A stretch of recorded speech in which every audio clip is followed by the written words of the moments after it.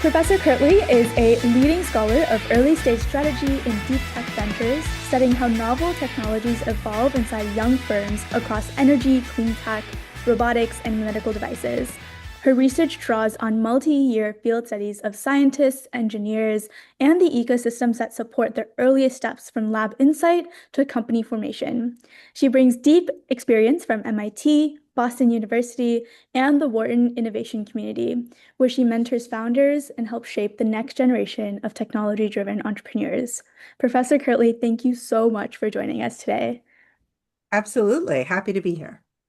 Jumping right in one of your interviews with Knowledge at Wharton, you had mentioned that, or you discussed the Great Resignation and how not every founder will become the next Jeff Bezos or the next Elon Musk. And in reality, most entrepreneurship stories are much, much smaller than that. And to categorize this more specifically, deep tech founders face long-term timelines, regulatory hurdles, and even heavy capital needs as they mature. And quite literally at the front, they're quite literally at the frontier of innovation. So, when choosing companies to advise, how do you help founders navigate the balance between the risk they take in building their product and the long-term return on investment? Well, in the very early stages of a firm, I don't tend to talk to any of them about long-term ROI. But for me, and when I do serve as an advisor or a mentor to a firm, it tends to be in its early stage. And it's much more a focus on how do we build? How do we create a firm? How do we create the value proposition that we're hoping will eventually lead to long-term ROI? But I, both in my research, but also in the role that I have played as an advisor and a mentor to founders, have really focused on that building phase. Now, all of it involves risk. As you mentioned, not all founders are creating something as big as what Bezos or Musk have created. Honestly, not all founders are going anywhere near success. Most startups fail. But so risk is inherent. Every founder has to go in knowing this may not work. Mhm. So what the focus then becomes is how do we build this? How do we build something um, that creates value, that delivers value, that has a chance of succeeding and moving forward? But risk, it's just there. You have to accept it. I think some of the best entrepreneurs see themselves not as risk willing or risk comfortable, but that their job is to remove risk at every step of the process. The risk is there. Their job is to remove the risk and decrease the risk at all of these steps as we build this new thing Mhm. and create value with it. But risk is always there. Long-term ROI, that comes when you get there. I Mm. tend to live in that early stage. How do we do this stage? That's an amazing insight, and I definitely agree that risk is always going to be there, even as a startup grows and as they start to succeed. And I think that's something that we're seeing quite recently as well, given the recent advances in AI and robotics and how billions of venture capital dollars are being poured into startups right now. How should founders think about building companies in a world that's constantly innovating? That's where founders come in. They're the innovators. The fact is, AI is the new flavor of how the world is changing and how startups and innovators and large companies too are changing the world. And this is where opportunities come from for founders. Things are changing, things are constantly moving. That's where large firms don't change as fast. They tend to have some inertias from whatever it is they already do and they're already succeeding at and they're already delivering. And that creates those inertias plus the fact that the world is moving so much and changing and innovation is possible. That's where the holes appear that entrepreneurs can fill and that entrepreneurs can add to. So that's where the opportunities are for entrepreneurs to do something and create something great. So I don't think of that as sort of a challenge for startups. I think that's where the opportunity is. I had a follow-up question to this. Um, with any of the startups that you're currently advising, where or how do you see the impact of AI currently driving the startup? Um, I Well, know it. more and more startups are the new startups that I talk to are fundamentally the pitch involves AI. Mhm, Now, the pitch involves AI may or may not mean that the value proposition involves AI for a couple of reasons. One, it's the buzzword du jour when it comes to investors. So if you don't have it in there anywhere, investors may not call you back. Um, but also because it's where things are moving and the opportunity and things are different. mhm, That's where those opportunities for entrepreneurship are. So it's there, the looking at how you can do something new with these new technologies is definitely where a lot of the newest ideas are coming from. mhm, Any entrepreneur that's building their technology in this moment needs to address where it fits with this huge conversation about generative AI and about kind of just AI more broadly. mhm. It's the zeitgeist at the moment. It has to be part of the conversation. But for most people, it's part of the innovation. For the ones where maybe you started before that Yeah. particular um, train got going, you have to be able to talk about where it fits in your story. But honestly, established firms are having to do that right now too. Mm. Yeah. Everybody has to say, where does this fit in my story? What is the piece of what I'm doing that is either affected by, impacted by this change in the world, or where am I incorporating it? Mm. That's just true for everybody right now, venture and established firm alike. Yeah, and I guess this kind of also segues into the next question. You kind of mentioned how, like, those startups who already started their projects have to now incorporate AI, as it's like the new market or new innovative center. So, where do founders often misjudge their market readiness, and how should they evaluate it more realistically? So you need to know what's going on around you.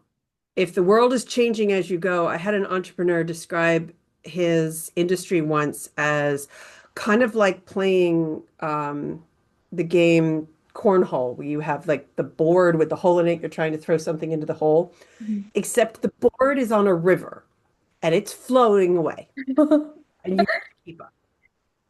And I thought this was a really great way of describing it. You have an idea and you figure out this board and you're going to build this idea, but the world keeps moving and Mhm. it takes time to build it. So even if AI hasn't popped up and changed the game, you have to keep up with the world going on. And you may have figured out the market and understood it at 1 minute, but if the river keeps moving, it may change.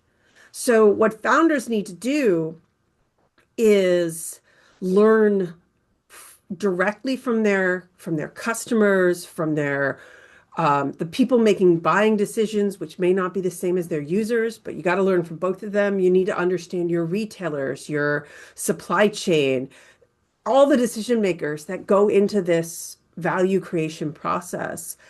And you have to remember that what you learned from them 6 months ago may have changed. Mhm. So you have to keep learning from them and keep making sure that you're caught up to the river and that you understand um, what things what are the features the um, conditions that your value creation your deliverable needs to do to really succeed. That's where what I think what I'm presuming you're referring to as market readiness, but um, you have to make sure you understand where they all are today, not a month ago, not a year ago, and not just in your head, Mhm. not just what you think they are. So that really comes, I guess, more than misjudging, you have to be out there talking to them and making sure you understand. all of those players and what they really want and what how they really make decisions and what will make this value really make things change for them. Yeah, definitely. And then if you understand that, then you're less likely to misjudge it. Mm. Yeah. Switching gears a little bit over to founders and their teams, something that we discussed during the venture capital lectures that we had in the class with you, entrepreneurship and tech innovation, we talked about how when VCs are assessing startups, yes, they will look at the numbers, yes, they will look at the pitch, but they'll also keep an eye on how founders interact with each other. And one thing that we heard recently in a fireside chat was that you can think of a team sport like basketball, where everyone needs to participate for the overall success of the team.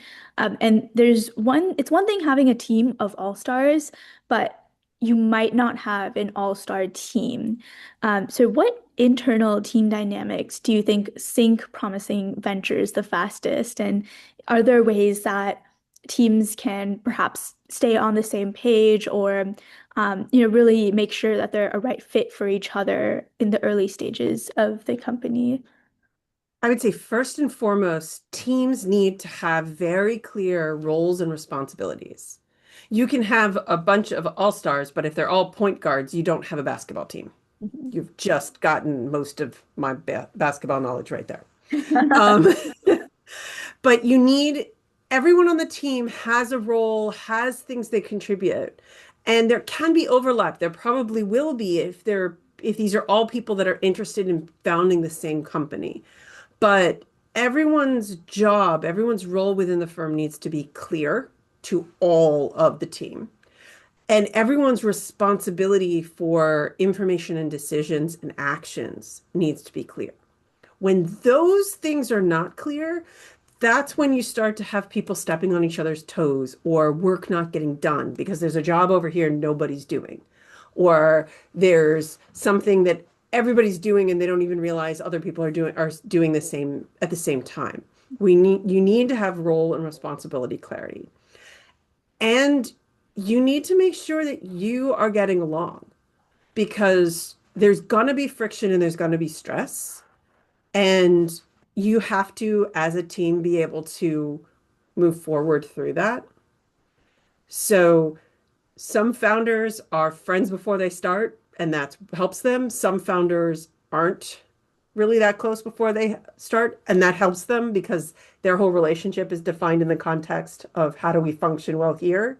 So it doesn't what you were to each other isn't necessarily the answer.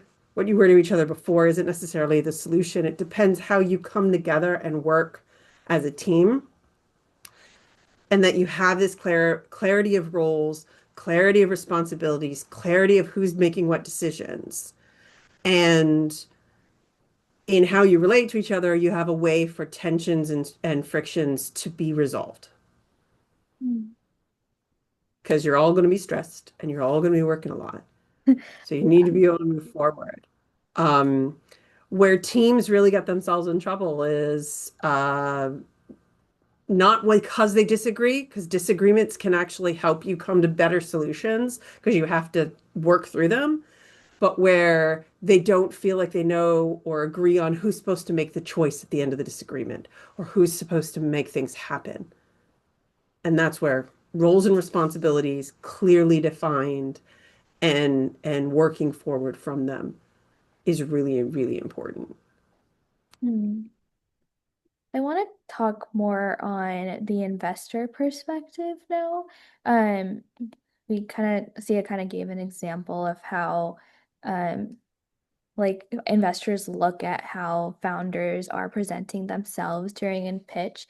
And it's essentially the case where founders also need to understand what they're looking for within the investor. And there's an idea you mentioned that in an interview that you did with Knowledge at Wharton, you mentioned the idea of entrepreneurs being married to their investors, and it's how valuable it is to understand how investors can actually direct or they may constrain the path that firms take. And so, what are some factors that entrepreneurs consider or should consider for the founder investor fit and vice versa. Once you get an investor, an equity investor, they own part of your company. Mhm. So it's no longer just your baby, it's partially theirs. And Mhm. that's really where that notion that this is this metaphor that it's like a marriage. You're all part of the family now. That means you all have a role to play, you all have things to do, but you also all have opinions and preferences. And one of the challenges that a lot of entrepreneurs don't think about in advance is you and your investors, you have different roles to play. You also have different agendas. Investors, their first piece of their agenda is to make a profit, to make a return on investment for most investors. Um, but most founders have a lot of founders have things above that on their priority list. When it comes to looking at sort of fit between you and your investor, you want to understand what are their priorities. Yes, they want to make money. That's why they're a venture capitalist. Um, if it's personal money, if it's an angel, they may not be as focused on the money. Mhm. But you want to make sure you understand what is their agenda, what are their priorities, and that when it comes to the most important things to you, that they align. If what you care about more than anything in your startup is this core technology, or what you care about more than anything is that you're building this firm, you need to make sure your investors are at least somewhat aligned with that priority. Because if they're not, when they have an opportunity to affect what's going on, they're going to push in another direction. Mhm. And once they're on the cap table, once they own part of your company, they are in your marriage, and divorce is not a pretty story. They own part of the company, they have a say. So you want to make sure before that moment, you understand their priorities and you see where they align. They're not going to be a perfect. They're not going to be 100%. They're not founders, they're investors. Mhm. But you want to make sure the things that matter to you most align, that the value they're giving you is what you need, and that you fit each other that way. Mhm. One thing that this reminds me of is like Shark Tank, where investors are just openly um, pitching, or founders are pitching and investors are just throwing in some equity on the table. I guess in Shark Tank, I I don't really think investors are looking at the cultural value in that sense. They're more so looking at like the feasibility of the product, I'd say. Um, it, So my understanding of Shark Tank, and I will admit I have not watched nearly as much of that show as many of my students have. A lot of the episodes I have seen, the sharks are taking a larger chunk and a larger responsibility for the firms that they're investing in than we see in a traditional venture investor relationship. okay. So when that's happening, then the sharks are actually expecting to take over a much larger chunk, to take a bigger role. Mm. And that means they're expecting to step in a much more active and potentially managerial and decision-making way. Okay. Um, if that's the case, if they're going to get a really big chunk of the company and they're going to start making big decisions, don't say yes unless you're ready for that. That's definitely a fit thing. If Mhm. you're going to give 30-40% of your company to an investor, they're going to start making decisions for things, and they can and they should. And if you agree to that, that's what you've agreed to. Mm. When they take that big a chunk, they're they probably are expecting to be able to make those decisions and kind of steer the ship more. Um, when you have more of a traditional venture investment story where they're taking smaller percentages, Mm. then what matters for with the investors, you've got a much bigger question, not just of does this product have a market and can I make a profit on it, but can this team make this happen? And can they succeed? If I'm expecting to take over, I'm less concerned about the team. If I'm expecting to play a smaller role, I care a lot about whether this team can pull it off. So that might be the difference there. Definitely. Sort of flipping the script from founder investor fit to how founders can actually pitch to investors and really convince them that they are a winning team and they have a winning product. You have a background in deep tech and you've done a lot of things with energy that it's super interesting. And I'm sure I think you mentioned a couple of times, like not just in class, but also some other interviews that you've done, that software and GPT wrappers is a much different story than like how deep tech startups operate. So, what do you think actually convinces investors or VCs in deep tech beyond just a prototype? And what sort of signals that credibility when that startup is in some of its earliest stages and not entirely coming up with huge amounts of revenue or huge amounts of profit? One of the first things that makes it difficult for a real deep tech startup, early stage startup to get money, to convince investors, is when when what the investors see is a science experiment. Mm, Science experiments are awesome, they're amazing, they're cool, they're where a lot of these stories start. But investors don't invest in science experiments, they invest in companies. mm, So even if you have a prototype, if you're pitching just this science has this input and this output, that's not a company. You need to show I have a technology that has a market, that has a value proposition it's going to make a profit on, that it's going to create a business out of. So it can't just be look at my cool science and my prototype that converts inputs to outputs. It's got to be a company.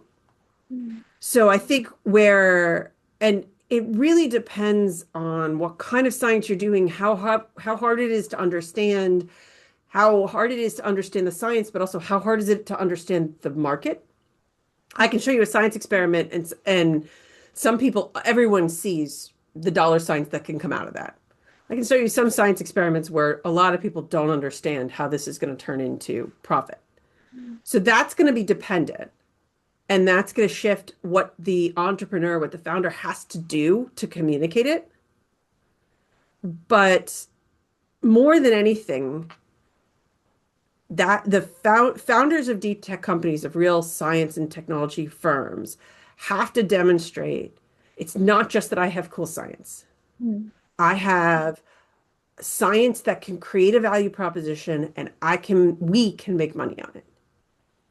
That's the big divide for a lot of pitching by science and technology founders. Yeah, that honestly felt like a summary of the class that we took with you. I feel like that was my biggest Yay! That's exactly what takeaway. it was. Yeah, that was my biggest takeaway that like beyond the product itself, you have to have a business and you have to have a company in order to really push the people you're trying to convince over the line. And that makes a lot of sense. And it also reminded me of our final project a little bit where we were coming up with different technologies and we really had to like write out the full value proposition. We had to pitch it. And I thought it was such a fun exercise. And I'm sure in like the years that you've taught this class, you've come across some interesting ideas. Are there any ideas that you still remember or were really like popping out at you and maybe you wish like this actually existed or maybe this, had some really good potential? I will say I feel a little careful answering that question out loud because they're not my ideas. They're my students. And So, so I'm not sure I'm actually going to give you an example. I One of the great things about teaching entrepreneurship is there are always teams and projects that do move forward, mm, that do actually happen. And so it's really fun to see those moments the students kind of go through, okay, here are um, here are the things that I have to think about next to move this idea forward. And then to hear from them a year later and be like, okay, this we just got funding and we just moved this a step forward and or we're thinking about actually turning this into a company, but here's the pieces we think need to change because we've thought these questions through. And a big piece of that assignment really is what are the next set of questions we have to ask? I mean, that's a lot of the perspective I take in that course entirely is what are the questions we have to ask to move this science, Mhm. this technology into part to be at the core of a company that's making products that people want to buy, that people are willing to pay enough that we're all happy and profitable. Um, and so I think the most fun for me is honestly watching people sort of hit the oh my gosh, this is the thing that needs to be different. Mhm. Just because then I feel like I actually have, impacted the story and made and moved things forward, both for the student, both for them as a student, but also for them as a founder. That's also always really fun. Yeah. You And I definitely. will say one of the things that really stands out to me is when I talk to a founder, a little while later, and they say something about, well, I had this idea that I worked on in class, and then we decided to go this way and do this with it. And I can remember something from a conversation we had that's part of the change. Mhm. Like I kind of love knowing I do not expect acknowledgement or make any claims that I have a claim to what they did. But I love knowing that there was a piece of our conversation that led to something really cool in the evolution of these ideas. So that's always fun. Mhm. You've definitely helped us a longer journey as Yeah. well. We started out doing that final project thinking, oh my gosh, we really want to create something. And we really got inspired by learning about other people's journeys first, and hence why we started this podcast. So it was like a good loop and kind of exciting to learn. It is so much fun. I mean, it's the one of these fundamentals of how business school does education, which is the case study, the example. But there is so much we can learn when we talk up to other people about their experience, to look at other firms and how these stories play out. And there's lots of different things we can learn from them. There are business cases that are written for education that certainly the that you saw in our class where they were written to talk about something totally different than what I wrote had you guys talk about in class because you can use examples and you can learn lots of different things from each of these stories. And I think that's one of the things that make podcasts so much fun is people can take these things in all these different directions. And then hopefully with all the podcasts that are out there, you find the one that actually is having conversations you find really interesting. So I think that's cool. And I'm glad if I played a part in that. Yeah, thank you so much. And for our last question to wrap up this podcast, well, it's kind of a lighter note, but definitely helpful for founders. So, if you could offer one piece of advice for any first-time founder stepping into the arena today, what would it be? Trust yourself. So this is a little bit, it's trust yourself with a caveat. Trust that your motivation and your belief in this idea are are real and potentially very right. But test all your assumptions because not all of your assumptions about it are right. This is where we go back to talk to the customers, talk to the people in the value chain, talk to the people that are making decisions.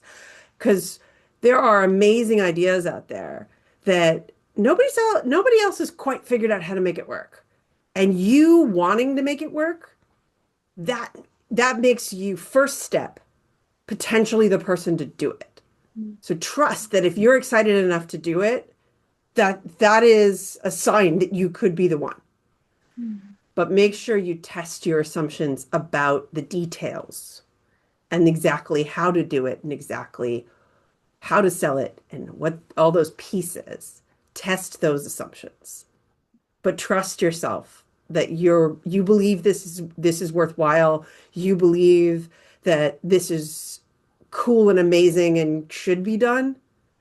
Lean into that because that's a key quality and a key motivator to every successful entrepreneur and many of the less not so successful entrepreneurs. That's just key to entrepreneurship.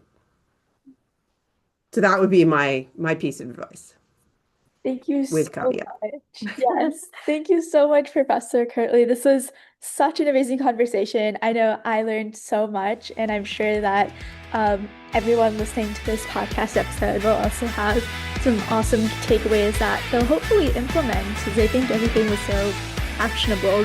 But yeah, thank you for your time. Absolutely. And